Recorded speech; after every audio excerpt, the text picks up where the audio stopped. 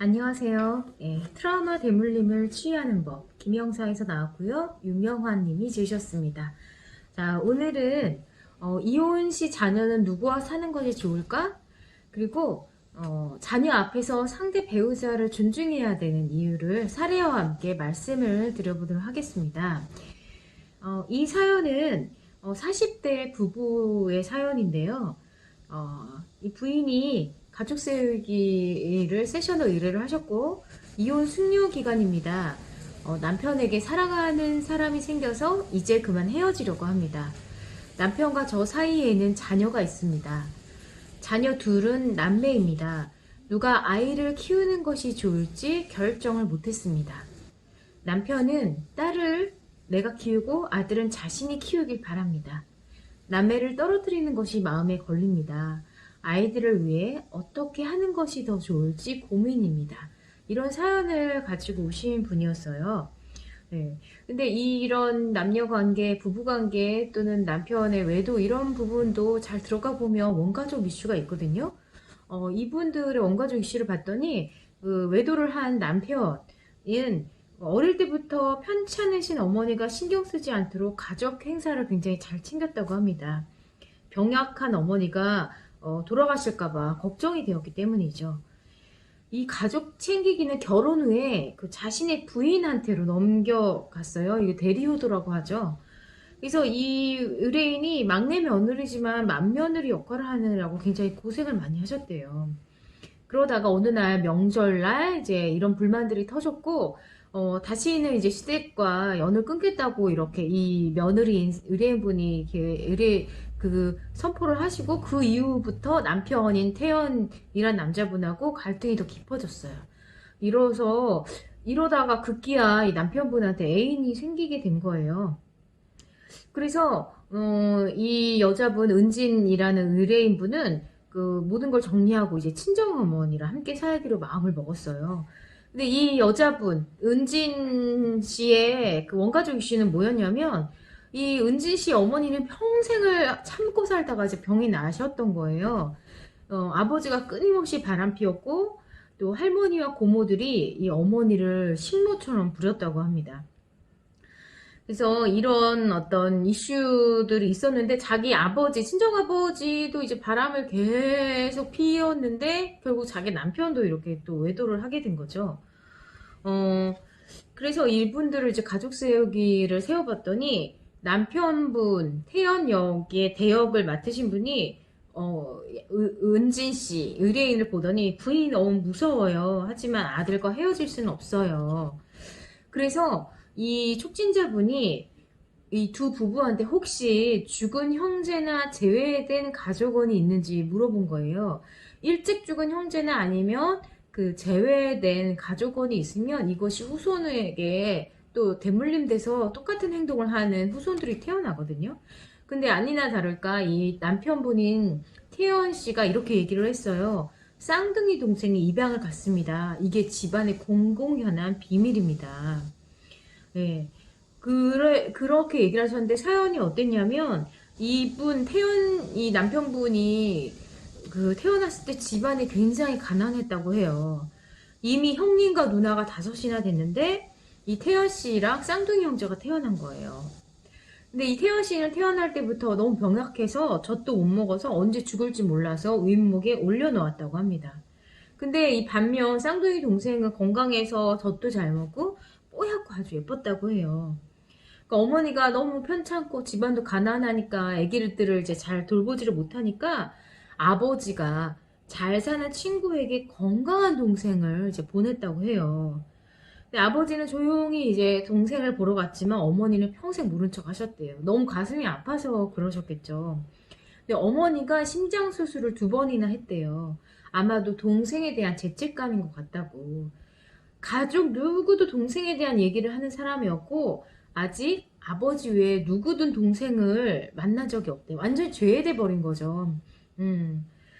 그래서 이런 이슈를 가지고 태연의 동생, 그 쌍둥이 동생하고 태연 씨를 이제 같이 대역으로 세운 거예요. 그래서 촉진자가 태연 씨랑 태연 씨 쌍둥이 동생한테 이렇게 어머니한테 말씀하라고 이야기를 시켰어요. 어머니, 저희들은 필요한 모든 것을 이미 다 받았습니다. 나머지는 저희가 알아서 합니다. 당신은 저희들에게 언제나 옳습니다. 네, 이렇게 얘기를 하니까 아들을 외면했던 어머니가 얼굴을 이렇게 돌려서 살짝 뒤로 물러섰대요. 태연의 쌍둥이 동생 역시 어머니를 바라보기만 할 뿐 한참 동안 어떤 움직임도 일어나지 않았다고 합니다. 이렇게 가족 세우기를 장을 세우다 보면 어떤 동작이 딱 거기서 멈추고 더 이상 어떤 움직임이 일어나지 않을 때가 있어요. 이게 의뢰인의 어떤 통찰이 없거나 아니면 아직 가족 구성원들 간에 얽힘이 굉장히 복잡하고 강하면 더 이상 변화가 일어나지 않거든요. 그럴 때는 이제 촉진자가 더 이상 뭔가를 억지로 하려고 하지 않고 그냥 거기서 딱 스톱을 시킵니다. 나머지는 영혼이 알아서 이렇게 작업을 하는 거기 때문에 가족 세우기는 어떤 소원이나 희망으로 도우려 하지 않는다. 그러나 영혼의 움직임은 계속될 것이다. 네. 그래서 가족 세우기는 인위적으로 뭔가를 긍정적으로 바꾸려고 한다든지 그런 의뢰인의 소원을 들어주기 위해서 뭔가를 인위적으로 절대 하지 않습니다. 그러니까 자연스럽게 영혼이 흐르는 대로 이렇게 하는데요. 이 작업을 하고 나서 이 여자분 은진 아내인 분의 또 이렇게 가족들을 또 세웠어요. 아이들 이제 이혼을 하면 누가 이 아이들을 키워야 될까 그러면서 되게 중요한 어떤 이 가족 세우기 언어를 합니다. 촉진자가 의뢰인인 은진에게 이렇게 이야기를 해요. 자, 아이들 얼굴을 떠올리고 말씀하세요. 나는 네 안에 있는 네 아빠를 사랑하고 존경한다. 네가 아빠처럼 되면 내가 기쁘겠다. 딱 이렇게 은진한테 하라고 하니까 은진이 발끈하면서 무슨 의미인가요? 저항감이 올라오네요. 아빠처럼 바람둥이로 살라는 건가요? 딱 이렇게 반문을 하니까 촉진자가 이렇게 얘기를 합니다. 생명을 보세요. 생명의 더러운 피, 깨끗한 피가 있나요? 생명은 사랑의 질서를 따릅니다.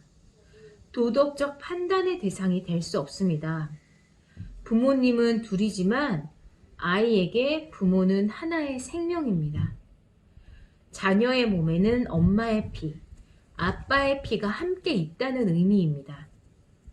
엄마가 네 피의 절반은 더럽다고 경멸한다면 그 아이가 온전하게 성장할까요? 생명은 양심을 초월하여 인간에게 옵니다. 자녀의 생명에게 말씀하시길 바랍니다.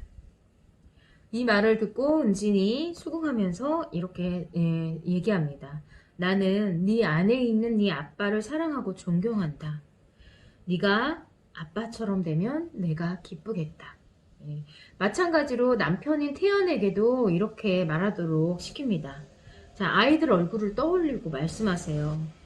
나는 네 안에 있는 네 엄마를 사랑하고 존경한다. 네가 엄마처럼 되면 내가 기쁘겠다. 이렇게 한 다음에 이 부부를 서로 마주보게 하고 이렇게 서로에게 얘기하도록 시킵니다. 자, 우리의 인연은 여기까지입니다. 나는 당신과 나는 사랑을 사랑하고 존중합니다. 이혼에 대해 당신이 져야 할 책임은 당신이 지고 내가 져야 할 책임은 내가 집니다. 네, 여기까지 하고 나서 이 부부에게 어떠신가 물어보니까 굉장히 편안해졌다고. 네, 이래서 이 두 분은 굉장히 서로에게 미움이나 이런 거를 뒤로 물러서고 편안하게 서로를 존중하면서 이제 이혼을 하셨겠죠. 이 세션을 통해서 의뢰인인 은진, 아내는 자신이 어머니와 똑같은 삶을 반복하는 것을 이제 알아차렸던 거예요. 아버지가 계속 바람피고 어머니는 참고 살고, 예. 이러면서 작업을 하면서 자신의 우울감이 어머니의 정서를 그대로 닮았다는 것을 이제 알게 됐습니다. 또 한편 이 태연 남편분은 자신의 어머니가 돌아가실까봐 늘 전전긍긍하는 것이나 그걸 알아차렸던 거예요. 그러니까 대리 효도를 이렇게 강요하는 경우에는 어머니의 삶을 되게 애달퍼하고 불쌍하게 생각하고 판단 평가하는 거죠.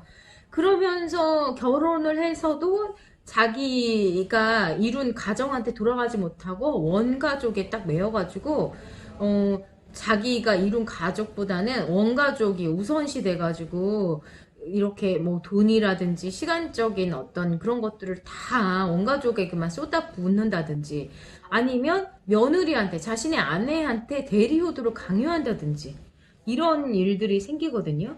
그래서 이 태연이라는 남편분이 자신의 어머니가 돌아가실까봐 전전긍긍 하는 것이나 이 은진이 친정 어머니를 가슴 아파하는 것이나 상황은 다르지만 근본적으로는 부모를 행복하게 해줘야 한다는 어린아이의 눈먼 사랑이다. 이렇게 나와 있습니다.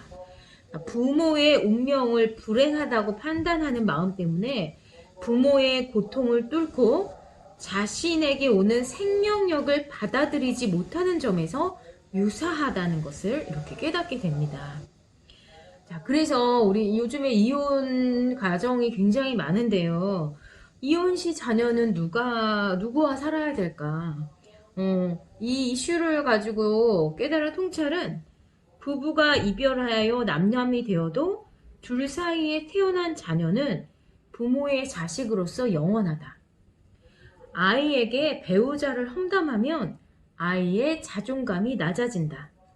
그래서 배우자를 존중하는 부모가 아이를 키우는 것이 아이를 위해 좋다. 예. 둘 중에 누가 키우는 게 좋을까? 물론 경제적인 상황이나 이런 여러 가지 것들도 있겠지만 가장 중요한 거는 상대편 배우자한테 악한 감정, 미운 감정이 없는 배우자가 키우는 게 가장 좋다는 거예요. 이거는 저도 굉장히 많이 느끼는데요. 보통 이제 부부 싸움을 하면 이렇게 보통은 엄마들이 맞잖아요. 아빠가 남자가 힘이 세니까. 그러면 와서 자식들한테 남편 욕을 어마어마하게 한단 말이에요. 저도 그랬거든요. 저희 집도 아버지 어머니가 싸우고 나시면 어머니가 엄청 맞고 나서 이제 자식들 모아놓고 아버지 흉을 어마어마하게 보신 거예요. 근데 결과는 어떻게 돼요? 그러면 아버지랑 자식들하고가 이게 완전 등을 돌리게 돼요. 대부분은 약자에게 그 동정심을 갖고 그렇기 때문에 아빠를 어마어마하게 또 미워하게 되고 그러면 이 아빠는 또 자식들을 하고 연결감을 못 느끼기 때문에 이게 또 엄마를 또 쥐어받고 이게 막 악순환이 되죠. 더 심각한 문제는 상대편 배우자를 흉을 보고 이렇게 악한 마음을 갖게 되면 이 자녀들이 대부분 다 발달 트라우마를 겪게 돼요. 제대로 된 어떤 발달 과정을 밟지를 못해요. 왜냐면 내 피는 반은 아빠에서 왔고 반은 엄마에서 왔는데 내 피의 반이 더러운 피라고 생각을 해보세요. 그럼 그 사람이 자존감이 높아질 수가 있나. 저 같은 경우는 특히 외모부터 식성, 성격 이런 모든 걸 아버지를 닮았기 때문에 어릴 때부터 아버지 붕어빵이라는 소리를 엄청나게 많이 듣고 자랐거든요. 근데 엄마가 매일 아버지 흉을 보고 욕을 하고 막 이렇게 얘기를 하니까 무의식적으로 제 자신이 너무너무 못생겨 보이고 못나 보이고 제가 너무너무 싫은 거예요. 저 자신이. 그러니까 자존감이 너무 많고 낮고 이제 열등감도 굉장히 심하고 이런 것들을 이제 다시 회복하기 전까지 정말로 많은 시간이 걸렸거든요. 근데 이제 조금 현명한 그 엄마라면 아버지가 아무리 뭐 알코올 중독에 뭐 매일 바람피고 도박 중독에 돈도 안 벌어다주고 아주 개차반인 인간이라 할지라도 자녀 앞에서는 남편 욕을 하면 안 되거든요. 왜냐면 자녀에게 너의 피의 반은 너는 쓰레기다 이렇게 얘기를 하는 거하고 똑같기 때문에. 근데 뭐 저희 어머니도 이런 교육을 받으실 그런 기회 자체가 없었기 때문에 뭐 이미 다 지나간 일이고 예, 어쩔 수 없었다고 생각을 합니다. 제가 어머니의 그런 자리에 있었다고 해도 뭐 저는 아마 도망갔을 거예요. 그냥 이렇게 자식들 끝까지 책임지지 못하고 그랬을 것 같은데 그래서 요즘에 이혼 가정도 많고 근데 이렇게 보면 이혼을 하면서 남편이나 부인에게 굉장한 악감정을 가지고 이렇게 이혼을 하는 경우가 아주 많더라고요. 당연히 하겠죠. 좋으면 이혼을 하겠습니까? 너무너무 싫고 이게 도저히 견딜 수가 없으니까 이혼을 했겠지만, 만약에 이 자녀가 있다면 절대로 상대 그 편 배우자의 욕을 자녀 앞에선 해도 안 되고, 아무리 그렇더라도 자녀한테는 항상 너희 아버지는 좋은 사람이다라는 거. 근데 여기서는 아예 이렇게 얘기를 하잖아요. 네가 너의 아버지처럼 살았으면 좋겠다. 또는 네가 너의 엄마처럼 살았으면 좋겠다. 근데 이게 그 이혼까지 가신 경우에는 절대로 이게 그 용납이 잘 안 돼요. 마음속에서 어떻게 네가 이혼한 이유가 남편이 알코올 중독에 게임 중독에 가정 폭력에 아니 그럼 저런 조직 폭력배 같은 놈처럼 살라는 말인가 내 자식한테 이게 무슨 축복이냐 이게 저주지 이렇게 생각하실 수 있지만 그 남편 또는 아내가 갖고 있는 부분 중에 다 100%다 나쁜 건 아니잖아요. 분명히 좋은 점이 있고 장점이 있는데 아예 싸그리 니네 아빠는 나쁜 놈이야. 니네 엄마는 나쁜 년이야. 이렇게 딱 규정을 지어버리면 이 아이가 생명을 받지를 못해요. 그 엄마는 아빠가 갖고 있는 그 장점이 아이한테 하나도 오질 못하죠. 오히려 단점만 더 오죠. 내가 너무 이거를 인정하지 않고 부정을 하니까. 내가 판단 평가 없이 무언가를 있는 그대로 받아들이면 이것이 이렇게 융합이 돼서 나에게 변성이 돼서 와요. 똑같이 오지 않습니다. 너는 예를 들어 남편이 뭐 가정폭력의 뭐 강간범이었어.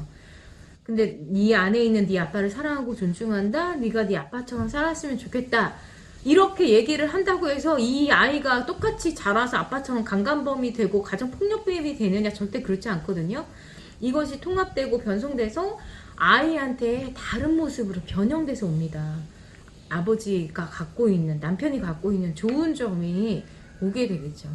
네. 오늘은 이혼 시 자녀를 누가 키워야 할까?